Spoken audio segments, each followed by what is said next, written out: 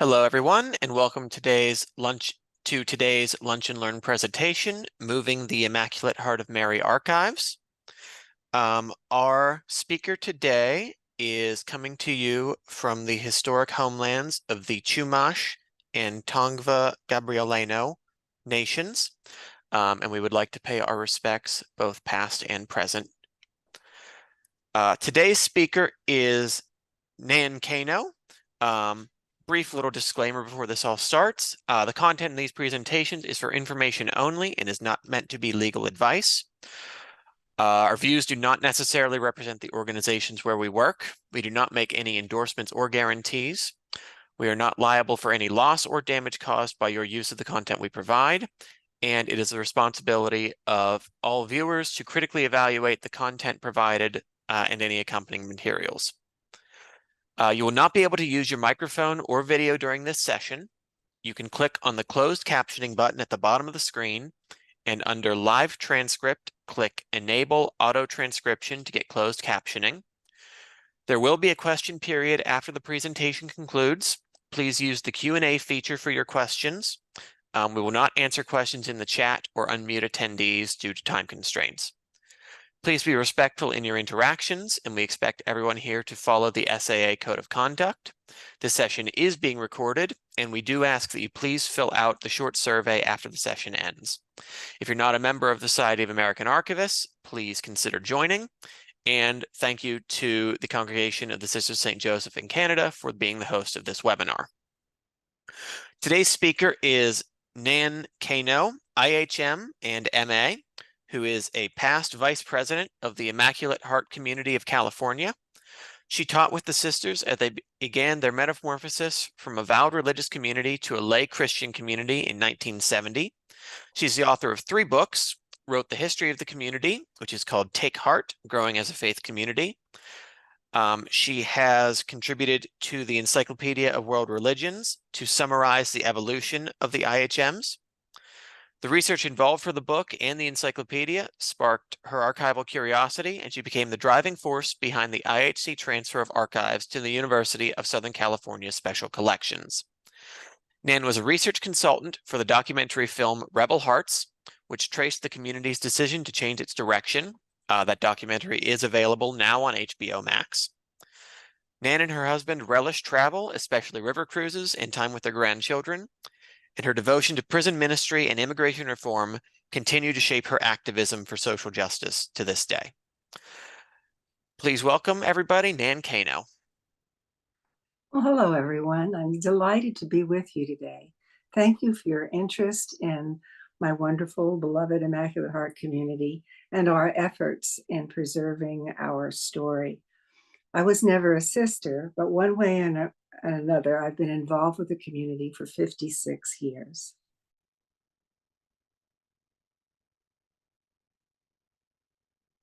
Next slide, Scott.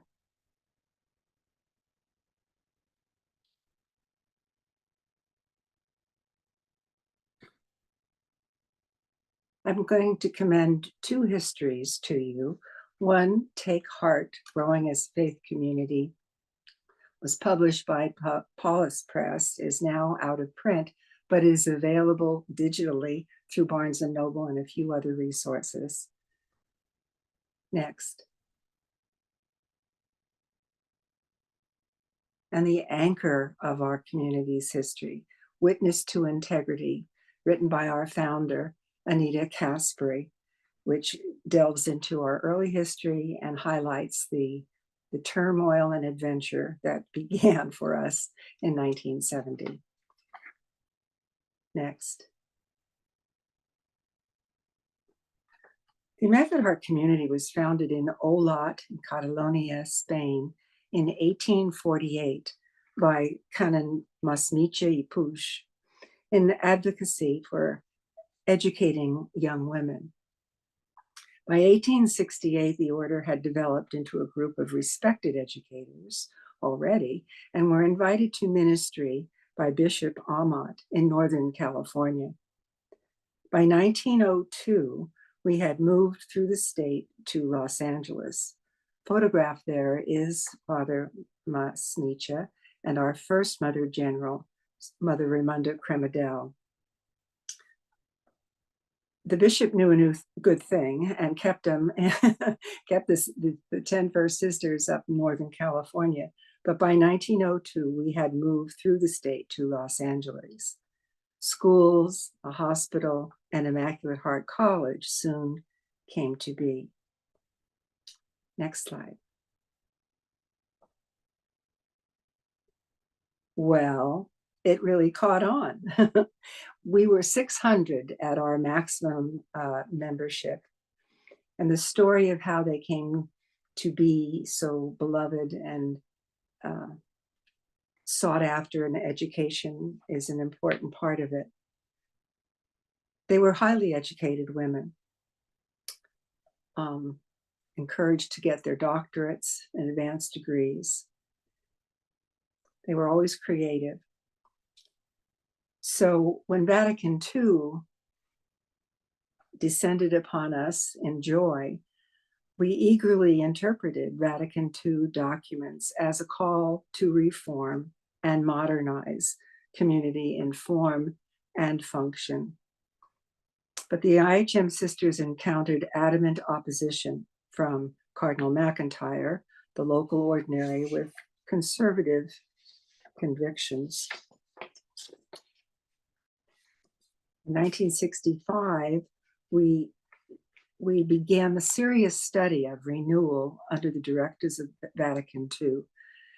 And the simplest things they wanted were wearing contemporary clothing instead of habits, as each sister chose, praying when and where the sisters could assemble, improving the educational credentials of sisters who taught in the schools, and teaching smaller classes of students.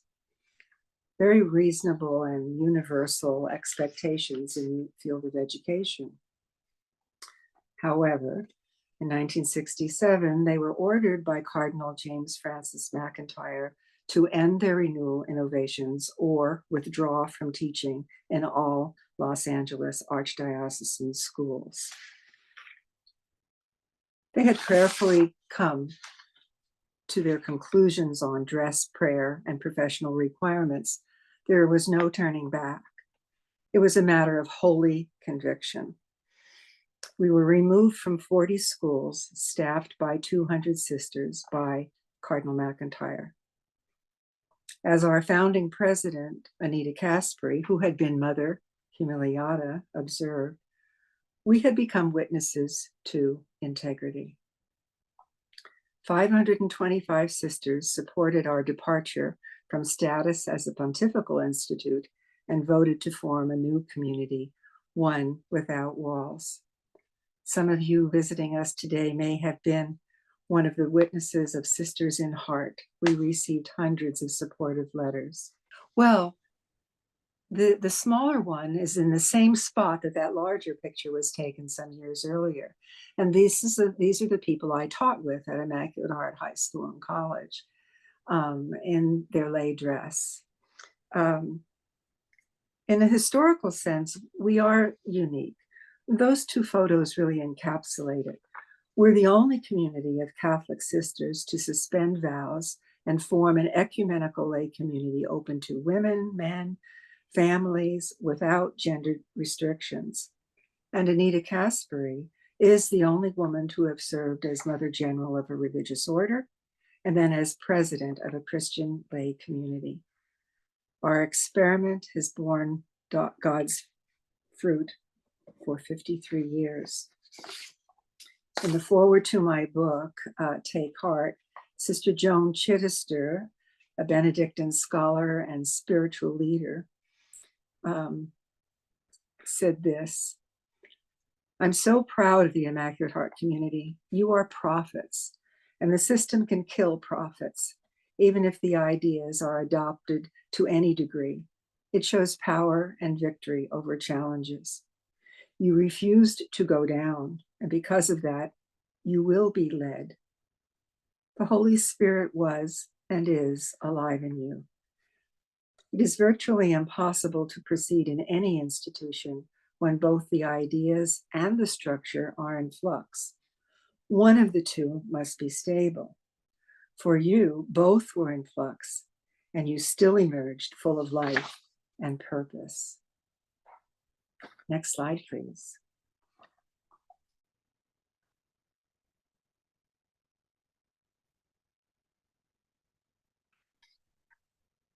This is an excerpt of the trailer that goes to the movie Rebel Hearts, which I hope you take time to see on HBO Max. Let's see what we looked like in action.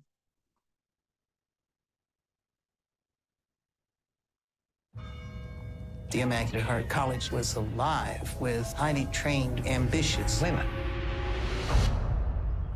They thought it was blasphemous. Immaculate Heart Sisters drifted away from authority, and that was really the big problem. These ladies were kick-ass and kind of subversive.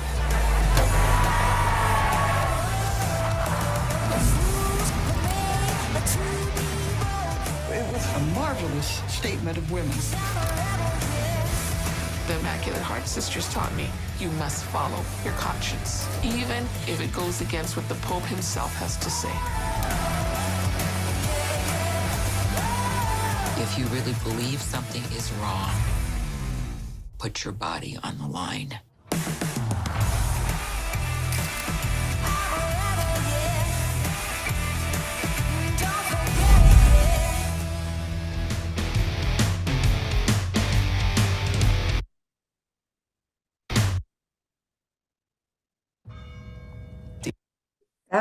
I think we need to escape. There we go. Oh, thank you. You're just a miracle, Scott. So there we have this wonderful woman, Mother Humiliata, Anita Caspary. When I look at her in these photos, I see a woman of confidence and joy. Her name, Humiliata, ironically did match her. She was humble about what we could do, but unafraid. Over time, the new community, which began at the Easter Vigil in 1970, came to engage the modern world. At the first, it was daunting in so many ways. Despite the distractions of finding houses, learning to drive, figuring out checkbooks and how to cook, the new IHMs kept an eye on history, as did our very, very first sisters here. They knew they were in new and important territory and kept journals, letters, newsletters that kept us updated, and lots of photos and showing us enjoying each other's company. We repaired houses, lived far away in social protest movements, worked in government and in the Peace Corps, had prayer and mass together, went camping, and got to work. Joy in each other's company was important, especially since we were a community, but not living together as before. Each stage, I must say, was really carefully documented and filed. We can advance now. Scott.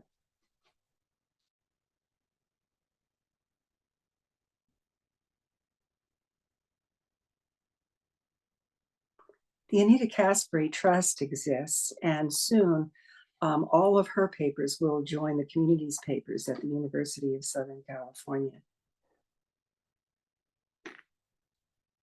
Advance. The thing was, the world was watching all the time, and there was preparation in an ecclesiastical and canonical sense in studying the trends of the modern day in Vatican II. But when it came, it was really rather abrupt and sudden and challenging.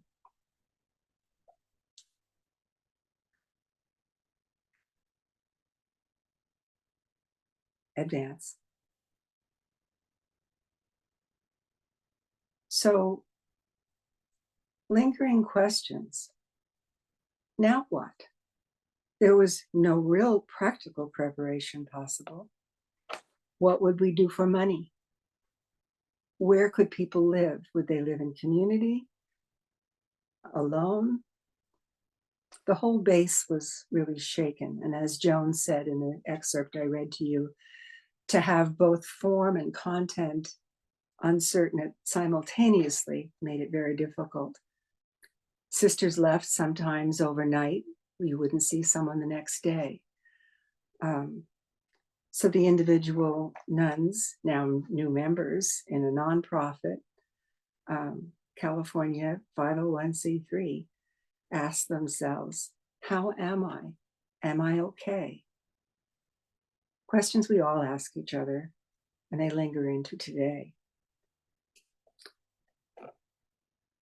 As a mature community now, after 50 years, people have come. Here are some of them now. That's Sister Joan Chittister in the middle. And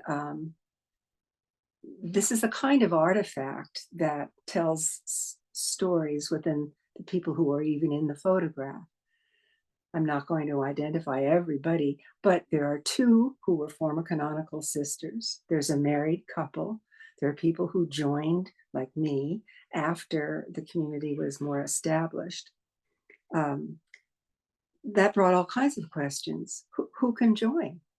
How will people join? Can men join? Thankfully, we said yes to that. Advance.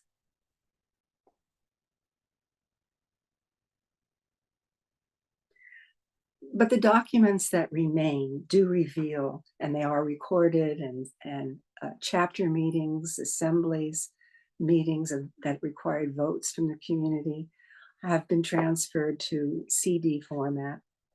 So some researchers someday can sit and listen to the discussions leading up to each move. I mean, you can say you're ecumenical, and that sounded good. But when you're walking around, it's a little bit different. Who was going to come in? The process of joining it initially was a little bit like entering the convent. Didn't work very well. How to lead was led by convent memories. We were really the very first one. Home became the college, Immaculate Heart College, the mother house in La Casa de Maria in Montecito. But in 1980, the college closed. So that one structure left their lives as well. Now, as a mature community, we are facing the decisions so many congregations have, but with a unique twist. How to preserve our two stories for researchers yet to come. We have no academic institution that endures. Our archives have been kept in limited office space, where our mother house was in Hollywood.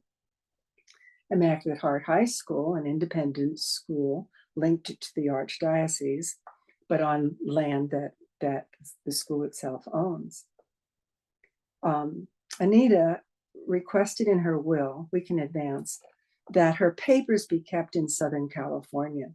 So that directive informed our search for a comprehensive archive site. This slide has Sister Carita Kent in it. She's part and parcel of the decision, the story, the controversy, and the joy that I still find in our community.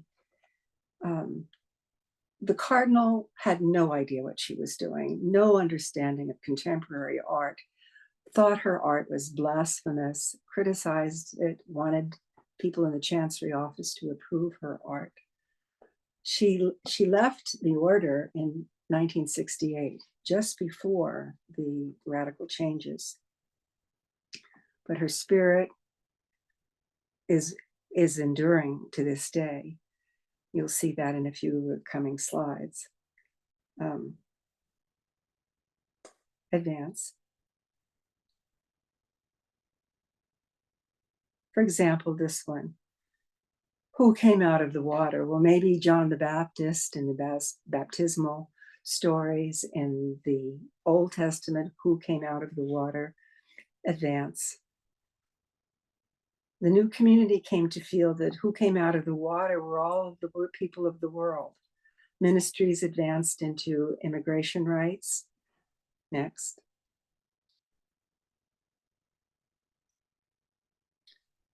Women.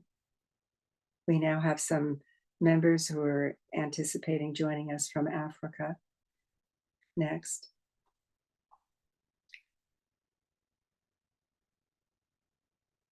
The whole world is in our hands, really. Climate change, environment, and we've added 2 new commissions for our directed work, and that's in racial justice and community for the unhoused.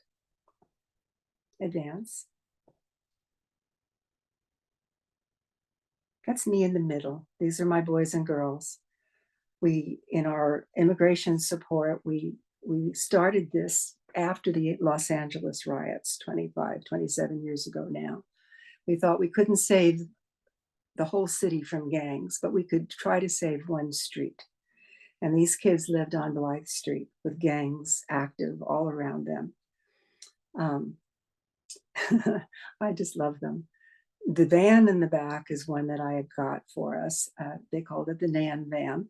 I wrote a grant to take them to the beach. These are kids in Los Angeles who had never been to the beach, to the opera, and kept them so busy that gangs lost their appeal. Next.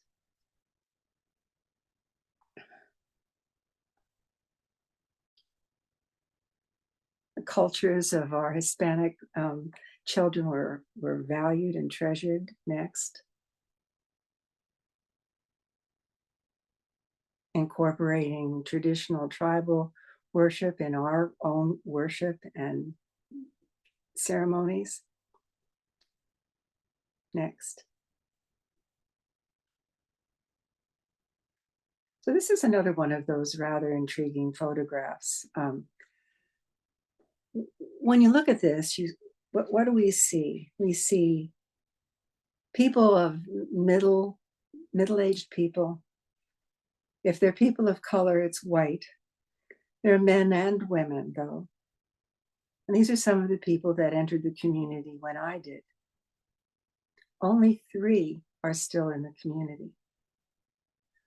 So that's an intriguing question for us. People are joining us every year, but in the future archival work, I hope we try to document who came, why did you stay, and perhaps why did you leave? Next. This was part of our mother house in Santa Barbara, in Montecito.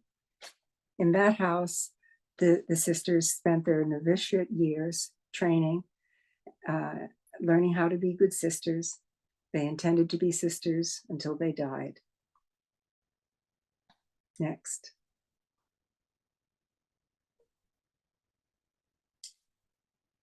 Corita looked to the future as well and listened to the Beatles. Love is here to stay, and that's enough. And in those early 10 or 15 years, it was very important. We found each other.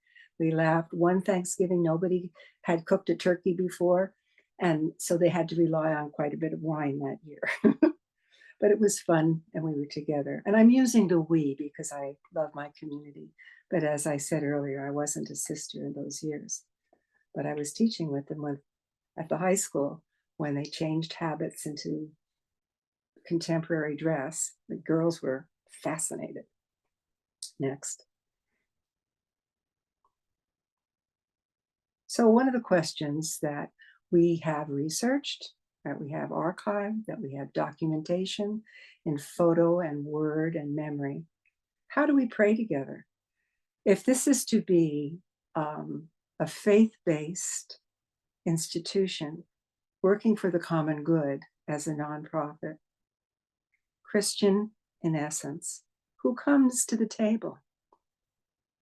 Well, the 2 women women for one thing, and the 2 women on the far left in the center are Lutheran ministers, and on the right, we have an Episcopal priest. It was not easy, automatic, or complete. It took time. This took time to develop. The founding members, we have 41 who are still alive of the founding members. You know, as I said earlier, there was an impulse to openness living with Christ in many forms and ways. But it was very hard to say that any liturgy that we had in our chapel was sufficient. And they still sought a Roman Catholic Mass occasionally. Next. So we prayed together in that chapel until we couldn't. Disaster struck. In 2019, that very same chapel where the three priests had just been praying was inundated after fire and flood. Boulders came down from the hillside. The whole town of Santa Barbara came into this chapel. The mud was waist high. The building has survived, and we took the stained glass out. It's safe. Next. So this is what we were faced with. The boulders there came tumbling down from the San Ynez Mountains. And this is the view behind the building that I showed you a little bit earlier as the novitiate.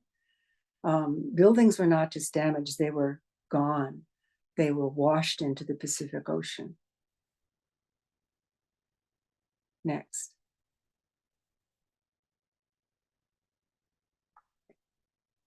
So this changed our focus, as you can imagine. When we tried to keep our treasures and our story and assemble them, that work, I've been working on it for about 10 years, was interrupted with the mud flow. In that case, in Santa Barbara, things just were swept into the ocean. We found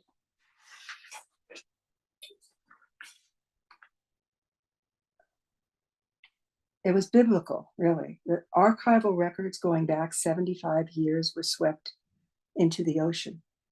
Fragments of files were found in trees and mud all over Santa Barbara. Surely an apocryphal reminder of how our history can fly into the wind. We intend to slowly rebuild over the next years.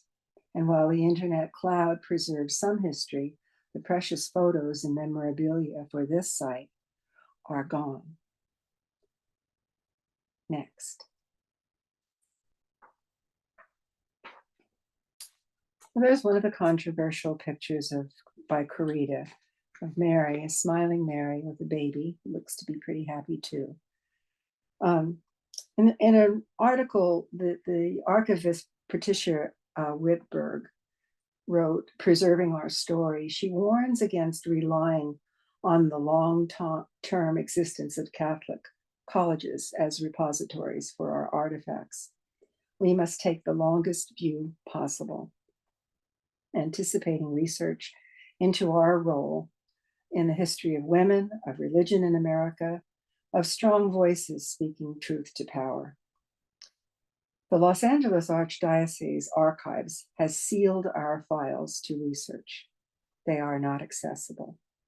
When I spoke to Archbishop Gomez about opening them for research for my book, he declined to open the files for historical research until all parties are deceased. End quote.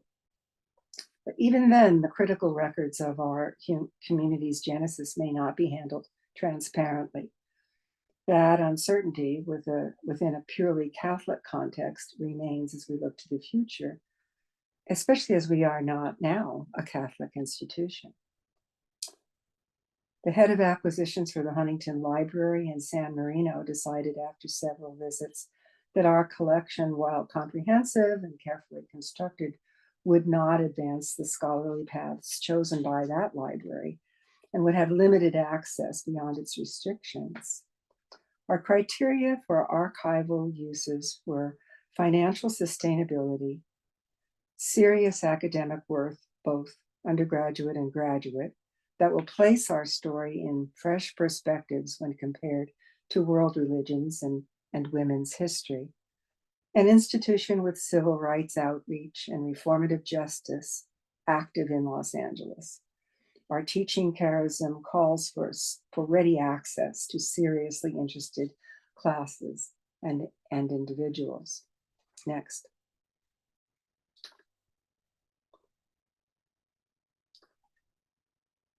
So those of us in the vineyard now are a different sort of person. We came to the community mostly as mature adults with financial obligations, with children, grandchildren. So all of our resources were not to be given to the community, but we had to promise our own independence, that we would care for our own health needs and insurance, etc. Nevertheless, we saw the importance of protecting member privacy. The sisters who entered the convent expected their records to remain protected, and so they were. However, the historical importance of their devoted lives lay in the dry simplicity of the religious lives in our files. They prayed, worked, taught, healed, with no expectation of public notice.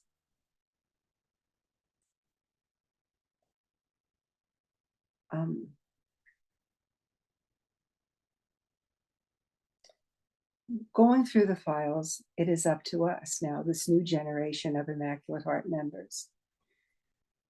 We deleted medical files and psychological assessments, but we shared the files of all sisters deceased between 1868 and 1970. They were reviewed and sent finally to the USC collection. They're not yet archivally digitized and await researchers on site. The next slide. The post-1970 members are now in the contemporary legal milieu of California nonprofits working for the public good. Their privacy extends to personal files only to be shared by written consent.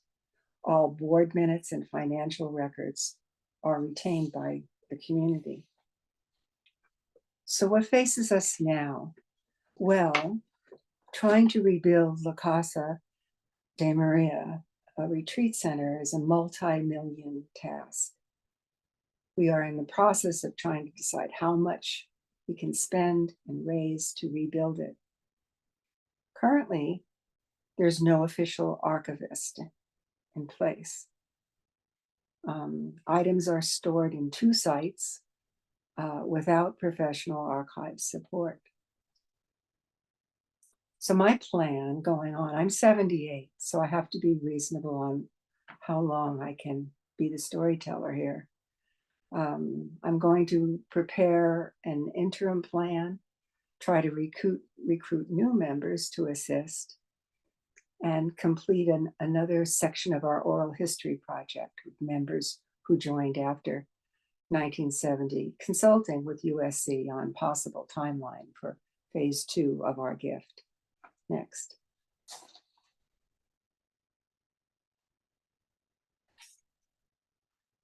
That is the truth. Next.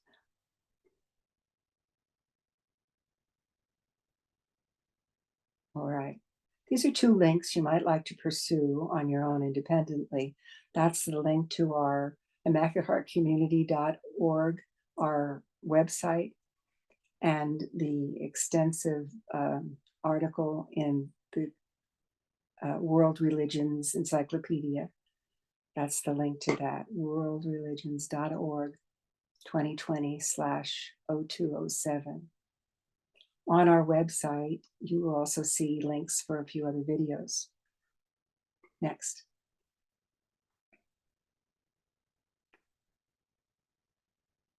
Next. Next.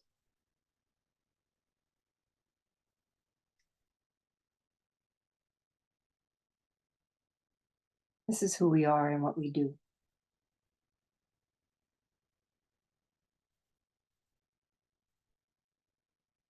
Aside from the paper collection we've entrusted to USC, there is a complete oral history component. And I'm not going to try to play it for you now. We had 125 interviews with the founding members. So it's available to you now, digitallibrary.usc.edu. Next.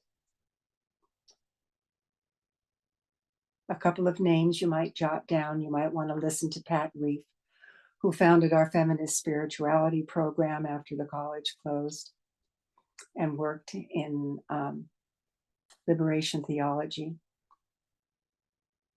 and remembers the very day she became a feminist. The Immaculate Heart endures. Next. So this is a wonderful woman and a good friend of mine. This is Sister Mary William. She was the president of Immaculate Heart College when I attended there, and that's what she looked like when we started. Next. And there's Helen in her mature years. She died a few years ago. When I told her I was going to try to write the history of the community, she just said, "Thank God," and gave me all of her boxes and files and photos. And when I reported to her that she was not allowed to see the diocesan files on our community when she was writing either. And when I told her that Bishop Gomez's rationale that all the people needed to be dead, she said, "Well, I'm doing the best I can." Next.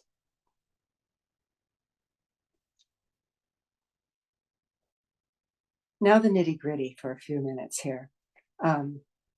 These are our glamorous basements. We were down as Carol Shulkin, the president. We shared leadership for some years together. Files and files and files in the basement, boxes on the left. On the right, we moved all of our work that we could fit into an apartment into the residence we purchased for our seniors. And seated at the table are two of the community members and our amazing, wonderful, brilliant, supportive archivist, head of special collections for Southern California, and Dr. Suzanne Norcust, who worked with the director of the whole library and of all the special collections. People came to see us when we went to Loyola Marymount, UCLA, Claremont colleges. But finally, USC seemed to be the best home that we could hope for. It met the criteria I articulated a few minutes ago. And many of our sisters studied there, including Anita Caspary. Now in that room, another revealing kind of picture just by the things in the photo, there's a crucifix in the bookcase that was given to us by Cecil B. DeMille when the Hollywood sisters helped him in Authenticity in the King of Kings movies in the 1920s. The library is a print resource, so they were not able to accept ephemera, as it would be called. So we have a number of objects, statues, habits, clothing that we hope to be able to display in a heritage room in the yet to be rebuilt La Casa Center in Santa Barbara. Next.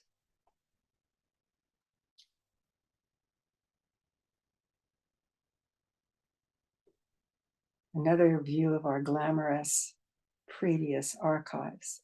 Some of those are still untouched, still on awaiting work, shall we say, and a lot of it was to do with the college. There's work to be done. We're not finished. Next.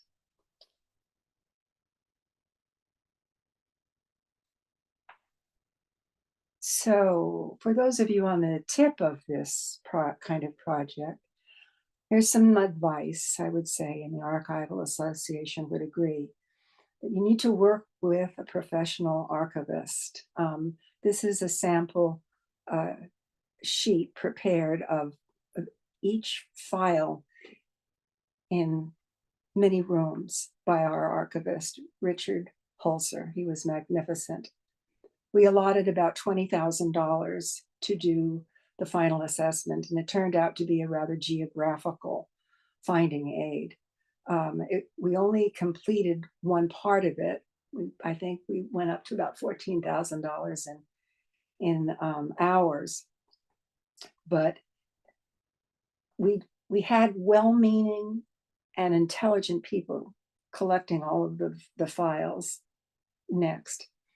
But we had modern things with old things. We had Spanish things with new things. It was not all discreetly organized, chronologically and geographically. This is our new home, the Doheny Library at USC.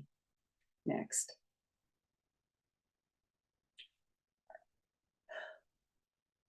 You can go through the next rather on your own, Scott. I mean, one of the great advantages is it's a major internationally known library.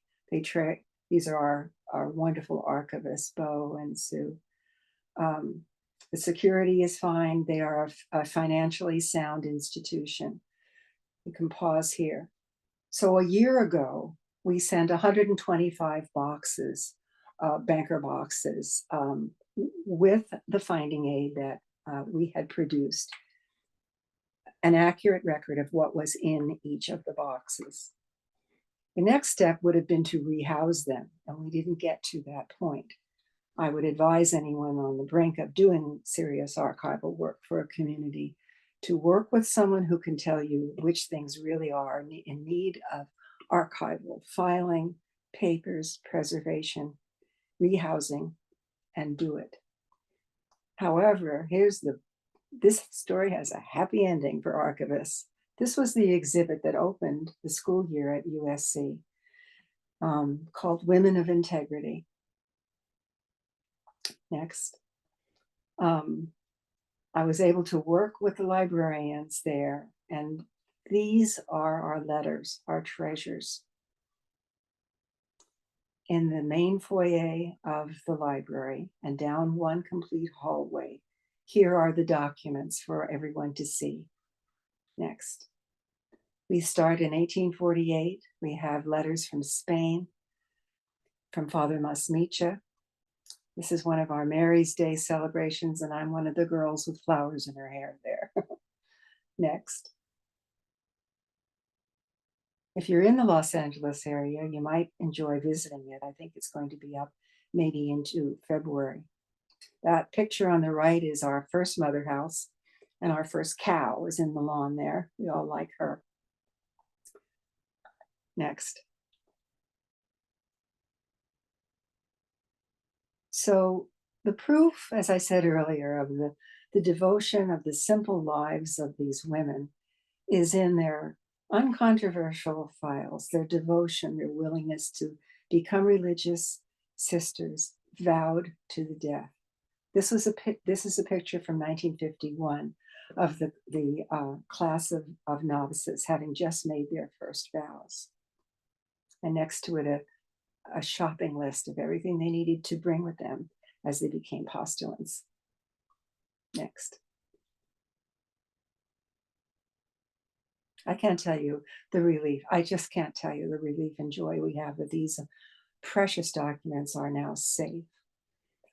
These are the decretum that came from Rome, allowing us to separate from Spain. And the document in the beautiful handwriting on the left is a letter from Father Masmicha to the Reverend Mother. Back and forth, they were without email, took a while to write back and forth, but encouraging the sisters in California and praising them for trying to retain the same spirit as the sisters in Spain. Next.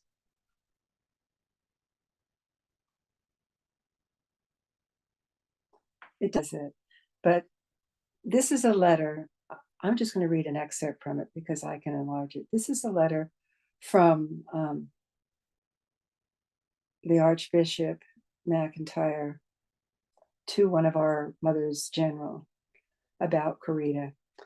I'm writing with regard to the School of Art at Immaculate Heart College and the influence attributed to Sister Corita and her genius in this field. As you know, I have received many adverse comments and criticisms of this type of artistic representation, particularly from the standpoint of reverence. While we are confident that neither Sister Corita nor her school or presentation intends in irreverence in the slightest degree, such a conclusion is not entirely unjustified. Consequently, may I request, Reverend Mother, that Sister Corita and her classes at the college refrain from reproducing pictures of the Savior, Our Lady, and the saints that are not obviously reverential. Figures that are burdened with a large element of uncertainty, as well as the grotesque, are disturbing to pious souls, not excluding religious. If you wish to call upon me with regard to this matter, I shall be pleased to see you. Next. So that's an example of copyright respect as well. We own the piece of paper, but we are not going to digitize it and put it out for public use. I feel like I'm running out of time, and I do want to answer any questions you have. Let me end with this quote from Helen Kelly. Would it comfort you to know that middle-aged college presidents go through crises of rage and despair? I would like to believe that they match the crises of young people in their intensity and sincerity. I am currently in a rage, as opposed to my enduring dull anger, at the violence of men in positions of power, whose power is so extensive that there is no need for their violence to be physical. Next. You need to go listen to her. And here we are, a happy reunion at the end. These women in front of the display cases are two of the sisters who came to us last month from Spain to celebrate our 175th anniversary as dual Immaculate Heart communities. And the lady behind them is one of our newest candidates joining us from England. Well, I think that's plenty. I hope you enjoyed hearing about us, and I hope you look into more stories about us at your leisure. I'd be happy to answer any questions. Sure thing. Thank you very, very much, Nan. That is, I admit, I did not know any of that, and that is absolutely fascinating. We do have some questions here. This is sort of a general question. I'm reading directly. You are so lucky you found a permanent home for your archives. How did you manage to make this happen? Oh, thank you. I meant to touch on that as well. Well, we had some guidance from Anita, remember, because she wanted her letters and files to remain in Southern California. So we began a survey. We went to all of the local colleges with our criteria in mind, teaching with our teaching charism. Some, like the Huntington Library, is a beautiful and magnificent estate in San Marino, but it didn't really match our teaching desires. So it was door to door. And Claremont colleges were interested, but didn't think that they were in a transition of their own. Some people have asked me too, well, you know, there've been a lot of controversies at USC and accusations of abuse and in the athletics and in the gynecologists there, and why would you go there? And I said, these are women who have found their voice. Where else would we go?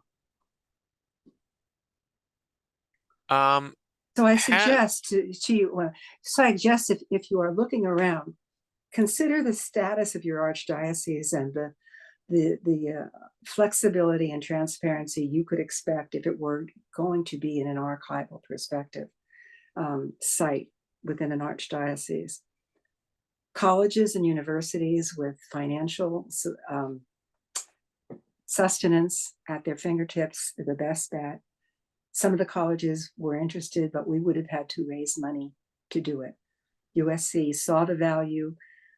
They brought it to different departments, and they voted unanimously to acquire our collection. Good luck. I think that summarizes an answer to this next question here. What was the financial cost of having USC house your archives? That is impressive. Yeah. it was wonderful. And they are interested in phase 2. Hence my concern that I leave directions and try to help, promulgate accurate collections of our records from 1970 onward. Oh, and did I mention COVID? Did I mention COVID? Don't do this during a pandemic. So I was only able to get into the archives a couple of days a week in different rooms and different offices. And if someone had been ill, I couldn't go back in. Our archivists had to work in one room. I was in another. It was like Fred and Ginger trying to dance, but Ginger was dancing in high heels and backwards. So. Concerning agreements, did your relationship with USC start with a memorandum of understanding, temporary custody, Yes. deposited, etc.? Yes, it did. And that was approved by our board of trustees. And we met frequently with the librarians at USC, discussed the details, that once they went to USC, it is now under the ownership of the University of Southern California. Has the community given donations for the care of the archives? To a degree, yes. I mean, we had the $20,000 that we allocated for the preliminary work. Right now, we're trying to rebuild a disaster site in Santa Barbara. So I don't have a firm grip on our future archival, but I have faith. Has the canonical community of IHM shown any interest in these records? Oh my goodness. If I yes. understand correctly, you have the personnel files of the sisters who left the order. Is that accurate? Are the documents from Spain seem like they would be their heritage too? Is there a relationship now?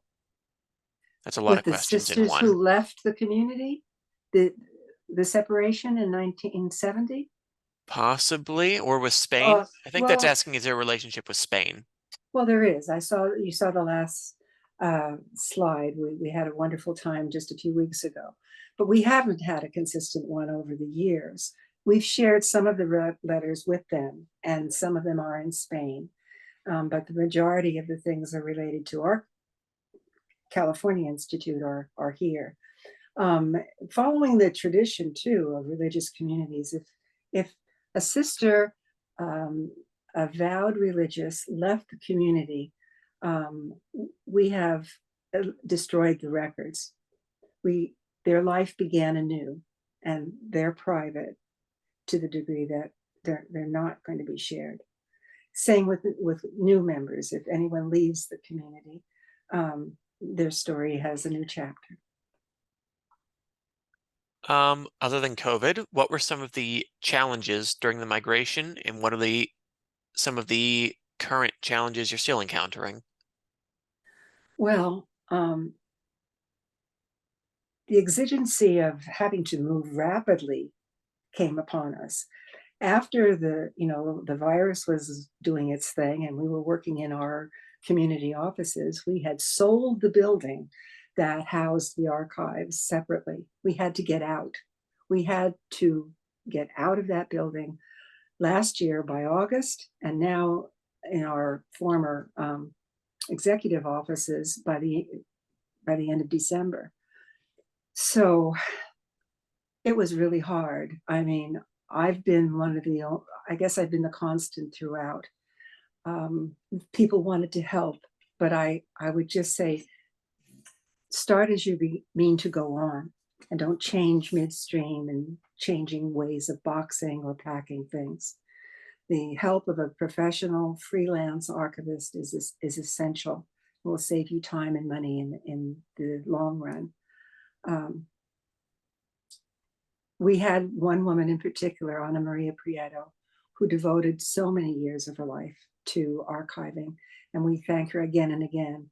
USC said they had never seen such a professionally assembled collection that helped them decide to take us home. Definitely a big compliment there. Are you looking for volunteers, and what type of volunteers do you need? Wow.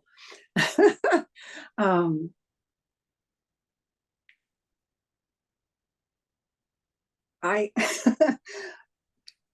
I can't speak to that. I'm not in leadership now, and our goals of getting to USC and getting them in place have been reached. Maybe I'll talk to Scott and our Archivists Association about the possibility of connecting with some of you who might be interested in helping in the near future. The near future holds reviewing the files that we still have, making decisions about what to save and what to put in the next few years to USC, and to establishing our Heritage Center. We can't accept researchers, I want to say too. It's really a sorrow, but we can't. We have no archivist in place, nor the space and means to get them. There is a geographical aid when you explore the website at USC of the acquisitions, but in the next year or two, there will be a much more detailed finding aid produced as well. Currently now, people who want to do the research on us will have to come in person to USC. So there are digitization decisions to be made too. And I think Thank you this for is asking. and I think this is the last question. Is Sister Coretta Kent's artwork part of the collection? And if Oh, thank not, you. where Thank you. is it? Thank you. Oh, Coretta, she was the most fun person you could have imagined. She left all of her work to the community, all of her original serigraphs and documents. We now have, we're very proud to say that the Coretta Art Center has spiraled off as an independent 501c3, still connected to the Immaculate Heart community. They're in a gorgeous place downtown in the arts section, Coretta Art Center. Google that, and we have fun with them all of the time. They are now loaning institution. Her work is in museums all over the world, and we use it in a great deal of teaching. Great. Thank you very, very much. This was a very, very fascinating story. And thank you everyone for attending. I do want to give you the reminder that next week, on 2 weeks from now, on December 13th, we will have our final Lunch and Learn for the year, which will be called Considerations for Starting an Archive with Ellen Scheinberg. So hopefully you can see that email and sign up. But to everybody watching, thank you very much. And to Nan, even more gratitude. Thank you, everyone.